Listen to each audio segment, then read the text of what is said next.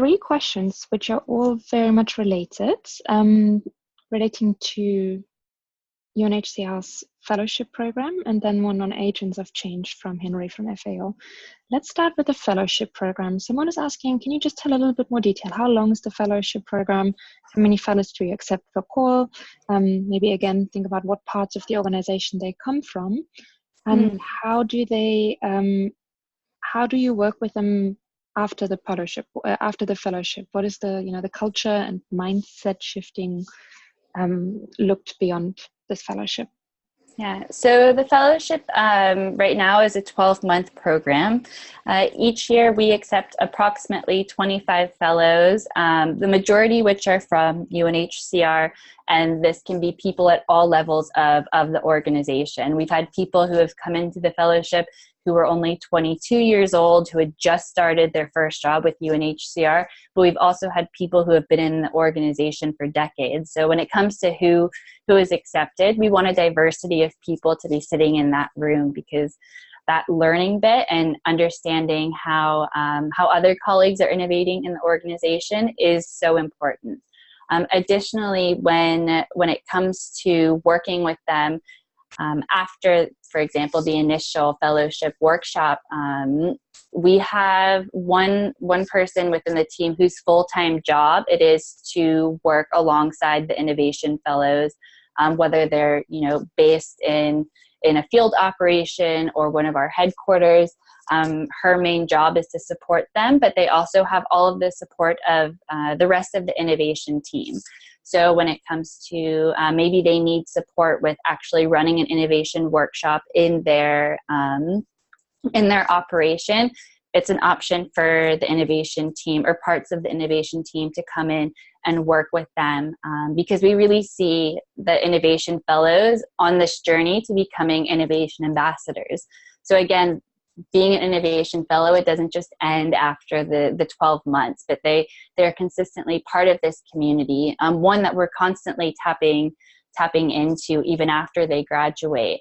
And the point of the fellowship is not just to have this learning and this new knowledge sit in one person, but how can it then be diffused across the organization? And what we've seen more and more is that our innovation fellows, they bring their own colleagues into the process with them. Just last week, we had an innovation fellow who works at GIPS, which is a organization based here in Geneva. And she had organized an entire 3-hour session in their retreat so that everyone in her team could be brainwashed into the innovation processes that she had already learned through the fellowship. And when it comes to specific people or their background, it doesn't matter what you're working on. In our view, everyone is an innovator or can be an innovator if they're given the right tools and methodologies to innovate.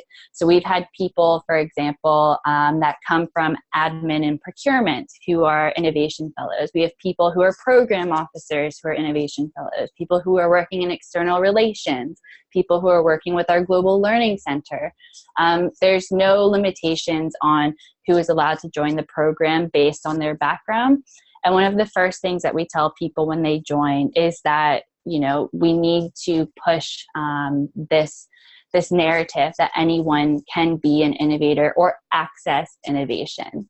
And additionally, when it comes to really harnessing this community, we use them also as sort of our eyes and ears. We are only a team of 15 people. So we really try to use them to see what else is going on in our operations when it comes to innovation. So we do capture a lot of innovation stories because our colleagues give us sort of a heads up and say, my colleague in this operation is working on this. Like, could we document that for the innovation website? So we lean on them and they lean on us. We have a Slack channel that we keep all of the different fellows connected. This year we actually had former innovation fellows who were on the panel to be interviewing the latest upcoming cohort of innovation fellows as well. So we keep trying to reinforce this idea that once the 12 months of the fellowship is completed, that's not the end of their relationship with the innovation service. That we're always sort of there on standby should they need support in different ways. And I think one of the most surprising things about people who go through the innovation fellowship is that the things that actually stop innovation are those bureaucratic sort of messy steps. It could be like, something not being able to go through procurement fast enough. Maybe your supervisor changed and you have somebody who's not bought into the idea of innovation. But it's sort of these nuanced things that really end up being the barriers for people to engage fully in the fellowship themselves. But that's why the service is there, is really to help them get through that process. And even if there are sort of little speed bumps along the way, it's something that we're doing together. It's a journey that we're on with them. And in the end, if they're able to take that learning to really embrace the mindset of growth and creativity, then I think the fellowship is successful.